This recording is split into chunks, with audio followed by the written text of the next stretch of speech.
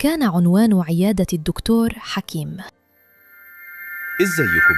أنا جاسومي صديقكم النفسي.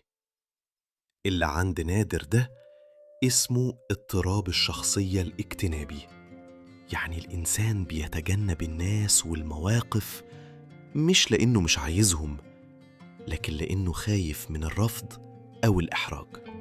المشكلة إن التجنب بيريح بشكل مؤقت، بس على المدى الطويل بيكبر الخوف أكتر وأكتر.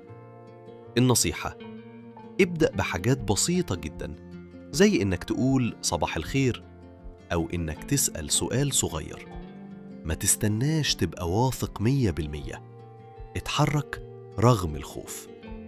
كل مرة هتعمل كده هتثبت لنفسك إنك تقدر، وإن الخوف مش أقوى منك. دخل